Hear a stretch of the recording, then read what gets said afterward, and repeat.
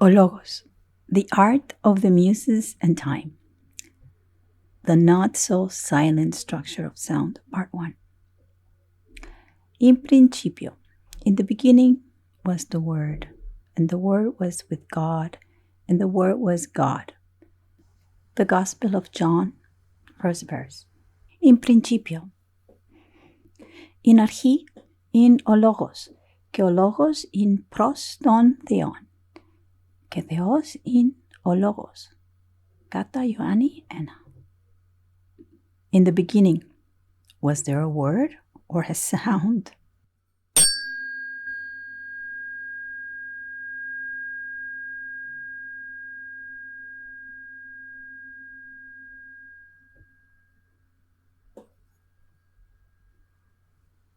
Music is Neptunian, in the sense that one falls in it without previous notice.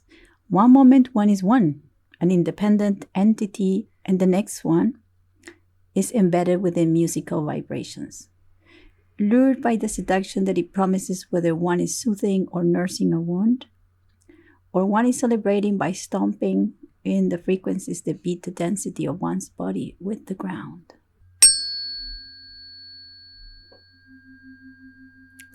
These are my new brain tuning forks. I'm having such a blast. Music just wants to sense the energies in motion within the body as one's feelings travel in time and emerge at the other side of the tunnel with clarity. The vessel is rewarded deeply. It is Neptunian in quality, like drinking from the fountain of youth or bathing inside the spring of salvation. As a ride, I get a cosmic Neptunian joke from my upstairs neighbor, who at times indulges in the pleasures of weed smoking. The integration of its smell in my house is akin to the sound of Metallica blasting at 6 a.m. penetrating my sleep. Anyway, back to the main theme. With Neptune or Piscean energy, one cannot notice where something starts or ends. The definition does not exist. The only thing that is present constantly is how it is measured. Music travels in space through time and merges with the senses. The beats of the heart can sync with its rhythm. Realities intertwine and boundaries disappear subtly. Unlike a scorpionic or plutonian union, where one merges in a passionate embrace of culmination with another body, either to procreate or to suck the life of codependency, the union with music in regards to Neptune is like being mesmerized, hypnotized, taken. So I had my first class with my friend Terry Maple Poco, also known as Spencer. We met a couple of years ago at Rebel Wisdom, a digital community. A beautiful friendship has developed as we both love to explore similar themes such as astrology, trauma, Gabor Mate, the tarot, and music. When I wanted to learn about harmonics, well, he was the person to call. From the west coast of Canada to the southeast coast of Florida, sound emerged, just mainly principles, tuning, and setting up. I am interested in knowing about frequencies and vibration as I dive deeply into numbers and geometry, correlating everything with my deep interest in the astral bodies that not only illuminate our lives, but guide them, sometimes unbeknownst to many. The session was long as we wove through nonlinear narratives and enjoyed the technical with the psychological and emotional qualities that we experience in life. As notes were played towards the end, the first part was all about setting up the synth, downloads, and activations. Weaving in time, I had a few words that I felt I wanted to write down as I now listen to the one and only Pert. If there is a composer that can make sense of the space between the edge of a note, is Arvo, what a master. The not-so-silent structure of sound rages. The sound between two octaves is defining the edges of my emotional space in harmony. Sometimes between two notes, I can sense the sound echoing in my inner chamber as an embrace that fills my heart in peace. Now I'm reading from a quote. Arvo Pärt said, "I am convinced that sound should also speak of what the word determines, the Word, which was in the beginning, that this Word was with God and was God, according to the evangelist, suggests that the underlying logos or reason for things is not to be sought for in the realm of the ordinary, but in that of the divine. This presentation will attempt to elucidate in greater detail a few of the Christian spiritual notions connected with logos, which underlie the universality and truthfulness of Perth's approach. Perhaps this will give a further glimpse of the hidden motivation behind Perth's work and the world view which is dear to the composer. And there's a link to the theology of the word underlying the creativity of Arvo Pärt, a full lecture that starts at 47 minutes 0 seconds by Nikita Andrejev. Then you see a small animation of one of my works that is called Music Connotations 2015. It's a drone. It's animation detail. This series happened after I watched Arvo Pärt's live in New York City sometime in 2014.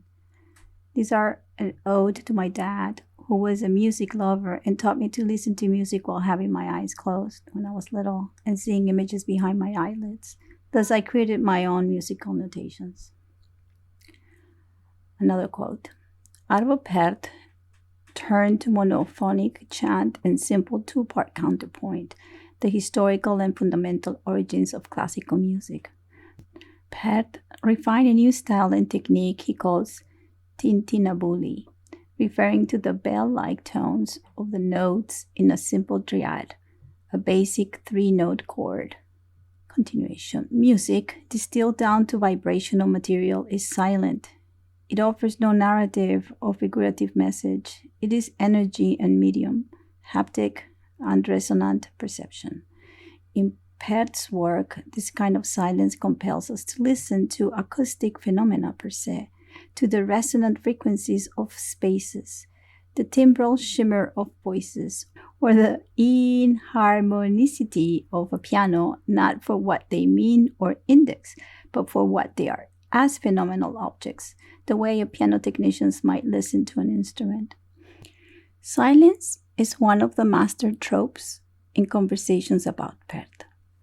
Tintinnabuli's materiality, or listening to Pärt like a piano technician. There's a link to this text, Jeffers Engelhardt. Shapes and emotions defining the imaginary. There's an image. Cenotaph for Sir Isaac Newton, 1784, by Etienne Louis Boulet. It's part of Bibliothèque Nationale de France. Some images, beautiful.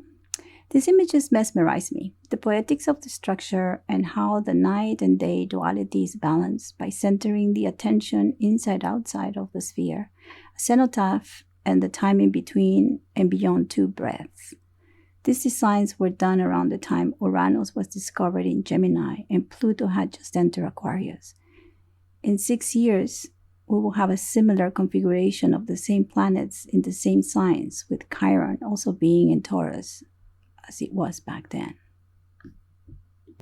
Quote, no idea exists that does not derive from nature. It is impossible to create architectural imaginary without a profound knowledge of nature. The poetry of architecture lies in natural effects. This is what makes architecture an art, and that art sublime. I attempted to create the greatest of all effects, that of immensity, for that is what gives us lofty thoughts as we contemplate the Creator and give us celestial sensations. It is light that produces impressions which arouse in us various contradictory sensations depending on whether they are brilliant or somber.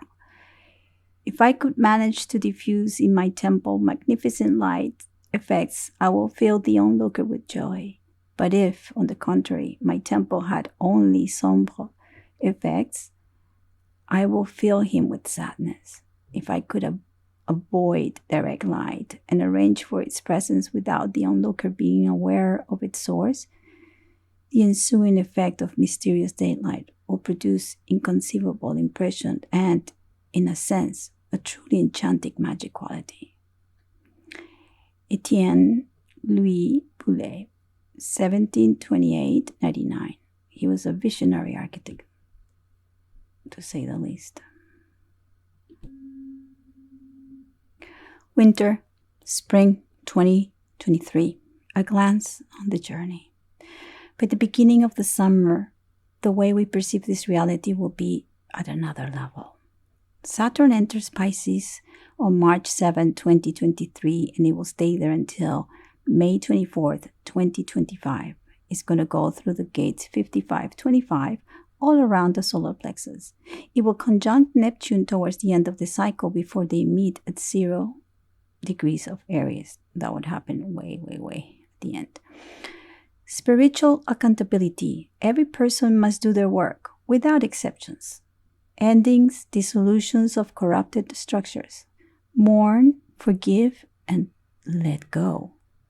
Defining the imaginary. Be concrete on your desires.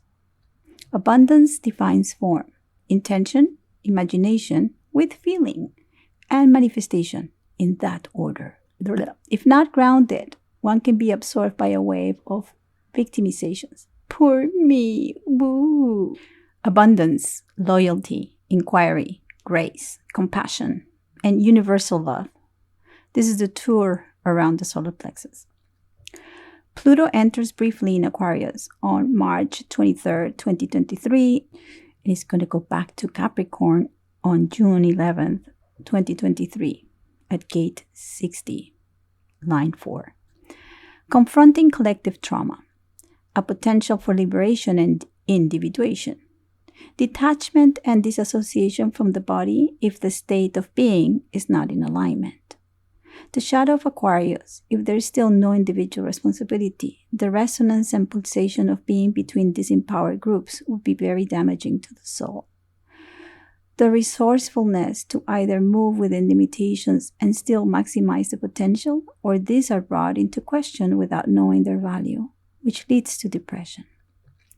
Jupiter enters Taurus, conjuncts the North Node, and squares Pluto around May 16, 2023, and it's going to stay in Taurus until May 26, 2024.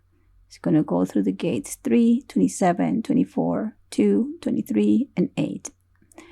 Seeking security, knowledge, and the expansion of resources. If you have previously done the Venus work from the Taurus perspective through the last Venus retrograde and all of 2022 until July 2023, while it rules the North Node in Taurus. What are my needs? What are my values? And how can I negotiate them when I have leverage, but not reacting to the expectations of others? Jupiter will make sure to spend time finding its way to the material via innovation, care, silence, orientation, simplicity, and originality. Saturn will be very supportive by defining and making concrete what makes you feel inspired in the material realm, as Jupiter and Saturn create a beautiful sextile between Pisces and Taurus. By the way, I was born with this combination, a perfect sextile at 3 degrees of each sign. Pluto in Aquarius, a glimpse of how would it feel to be free from outside authorities and engage in a revolution based on accountability.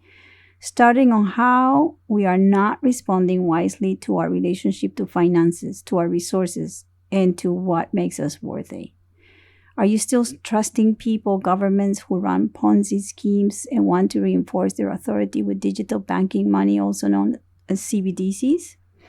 Thoughtful decisions about limitations and discipline on how to manage our relationship to values, wealth, and health. Food is part of what makes us wholesome, by the way. This is a perfect time to dive deep into a full understanding of what is happening in the financial realm. Sign up for a class on Bitcoin, blockchain, so you can learn the advantages of being responsible about the decisions you can make with the abundance that you create. It is time to be completely grounded. Jupiter loves materiality and beauty and wealth. Awakening truth. The great thing is that if you have not seen, felt it already, the space is clear to co-create, to interact in communes, places where the synergy operates based on resonance and support. Each member shows up bravely, and most folks have worked through trauma and are ready to support others who are on the journey to freedom. How can I support my needs and let go of my codependencies? How are you going to ride the wave of sovereignty? In a nice twist, Bitcoin has served me as a path to reconnect and synthesize many practices I have been experiencing throughout my life. Mars stations direct on January 12, 2023, and it enters Cancer on May 20th, 2023. The rhythm will change pace. It is picking up. One can feel it this week as Mars stations direct on the anniversary of the Great Capricorn conjunction back in 2020. Do you remember? Mars wants independence and freedom to sustain enthusiasm, yet be wary of needing to confirm your insecurities, fishing for compliments as you have been pondering for months, where this energy will materialize. Within this spectrum, what can you sense that is vibrating at your frequency and what is not? Have you been able to reconnect to your true self in the last 3 years since we had the major Pluto, Saturn, Mercury, and Ceres conjunction? Jupiter and South Node were also together in Capricorn. How can you summarize this experience? How is your reality defined at the moment, or are you in between timelines? Can you acknowledge the wisdom behind it? Part 2 coming in the next few days, echoing some of Dan Rutgers' wisdom on planetary aspects and his musical background, and some more insights on time. Stay tuned. Have a great week!